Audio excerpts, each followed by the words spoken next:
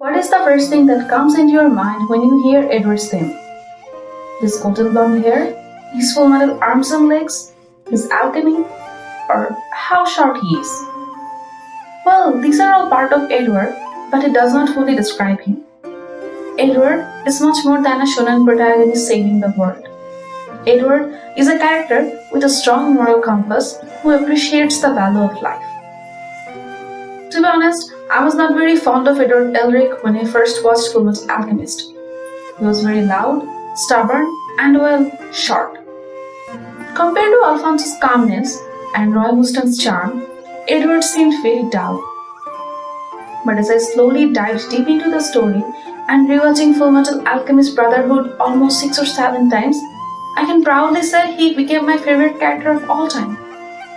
But why? What changed my view of him? What is so special about Edward? It was because I get to understand Edward's view of life and how his understandings affected his attitude towards other people. Most of Edward's morality and values comes from the goal of his life. If we look at the structure of a shonen anime, the main character is a guy who has a big dream to achieve something and fight for that goal.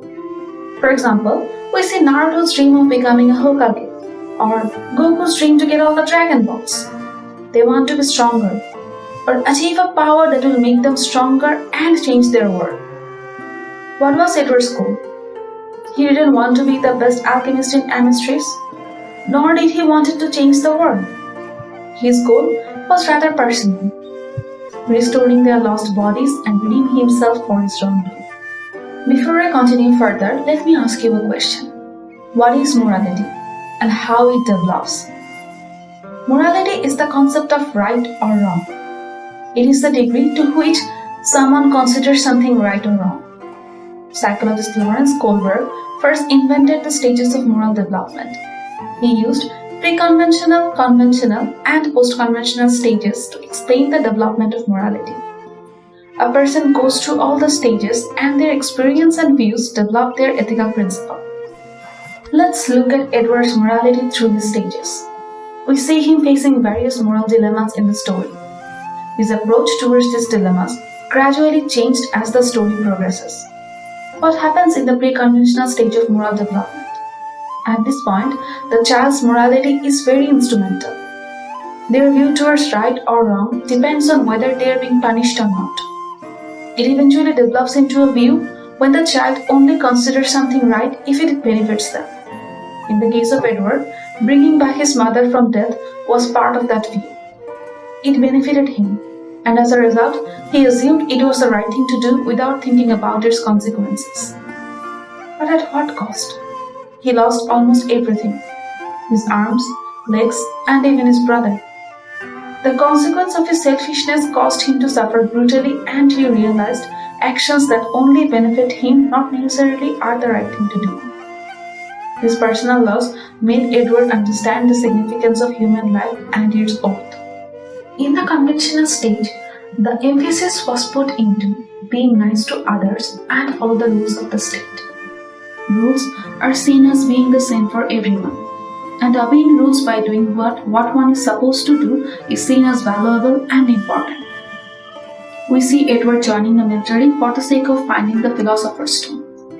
Although his goal was to get hold of the stone, he was bound to follow the military laws and regulations. Most of the people in society are dictated by conventional morality. If we look at the war against the Ishvalan, the Amistri militaries were ordered to kill as much Ishvalans as possible. They were ordered to terminate the whole country of Ishval. Was it the right thing to do? Maybe not. But militaries were bound to follow the rules of the state. Even people like Roy Mustang or Mace Hughes also couldn't dare to defy the laws of the military. They hesitated, but followed the Führer's order nonetheless. Edward, after going through the consequences of his wrongdoing, preferred to follow the rules of the military if it helps him to get his goal. But this morality slowly changes in the post-conventional stage, the last stage of moral development. Throughout the post-conventional level, a person's sense of morality is defined in terms of more abstract principles and values. Those who reach the post-conventional stage realize that some laws of the society are unjust and should be changed. They focus more on the individual than on society. Morality here is based on abstract reasoning using universal ethical principles. People choose the ethical principles they want to follow, and if they violate those principles, they feel guilty. The individual acts because it is morally right to do so and not because he or she wants to avoid punishment. Edward's moral reasoning circles around the post-conventional stage, the constant struggle of life and death, one of the major themes in Fullmetal Alchemist and one of the major aspects of Ed's character. His ethical principle is based on the value of life itself. No matter what happens, Edward will not kill another person, even if it means defying the law. And this principle comes from his sufferings. We see him struggling to use the Philosopher's Stones when he gets to know the truth behind the stone. The main ingredient of the stone is human life. You have to sacrifice countless other lives to obtain something as precious as the stone. It is the law of equivalent exchange. What will you do if you were in Edward's place and you were given a Philosopher's Stone? Will you use it? The rational decision would be to use the stone and get their body back. But Edward, who knows far too well about the value of life and respects each individual, did not intend to do so. Rather, he chooses the path that is difficult and uncertain, but much more moral nonetheless. One of my most favorite scenes in the series includes the scene between Winry and Scar, a serial killer who murdered her parents in Ishbal War. When Winry was faced with Scar after learning the truth, she was enraged with anger and sadness, and eventually she picked up a gun pointing towards him. But she could not pull the trigger. Edward rushed back to Winry and consoled her, but he didn't let Winry kill Scar, no matter how angry he was. His morality didn't let her kill another person. This brings us to another point in Edward's character, how he views the concept of revenge. Revenge played quite a crucial role in the story of Fullmetal Alchemist. We see the War of Ishbal was started due to envy disguised as an Amistris soldier killed an Ishbalan child. The Ishbalans was enriched with hatred towards the Amistrian. As a result, a full-fledged war broke out. This chain of hatred then spread throughout the whole nation, and millions of people were killed during the war and beyond. Of course, we later get to know that it was the plan of Father all along, but the cycle of revenge was what was used against humanity. Later in the story, we see how Roy Mustang was blinded by the same flame of revenge towards envy. His hatred towards envy was due to Mace's death by the hand of that wild creature. Yes, the reason was justified, but was it worth killing something out of spite? According to the conventional stage, it is, but ethically it cannot be justified. Hatred only induces hatred inside a person, and Edward Elric realizes this. He understands the concept of humanity and tries to stop Roy from indulging in hatred. His moral principle helped him look beyond the father's plan. Edward followed his principle until the end of the series. He was tempted quite a few times to use the stone to bring back Alfonso, but he refused every time. Because to Edward, sacrificing a human life for the sake of his desire was never an option.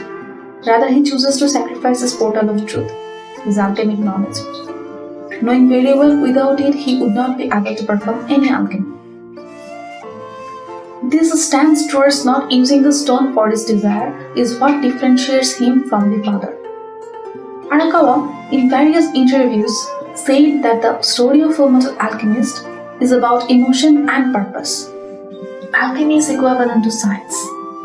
Just like a coin has two sides, science itself has its fair share of positive and negative consequences. Of course, it is not possible to live without the knowledge of science, but the value of this knowledge depends on how it is used. Edward Elric comprehends this. More appropriately, he learns this throughout his journey. Although he is a sucker for knowledge, he only intends to use it for the benefit of the people. Unlike the father. Father used alchemy to become a superior being, one who surpasses every other thing, and in doing so, he did not hesitate to kill anyone.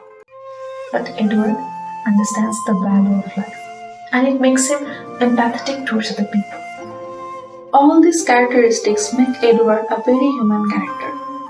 He does not see the world as black and white. His morality does not come from the knowledge of what is right or wrong. Rather, his sufferings and experiences helped him move through the ladder of moral development. From being a child with his selfish desire to reach the post-conventional stage of ethical reasoning, he developed through his journey. We see his efforts and struggles to make redemption of his wrongdoing. We see him suffer for following a road of uncertainty, despite having the easiest path in front of himself. And when the story ends, we are greeted with a more mature Edward Elric, one who has his own moral principles, who figured out the real value of life, and thus making him one of the most beautifully crafted characters in any fictional series.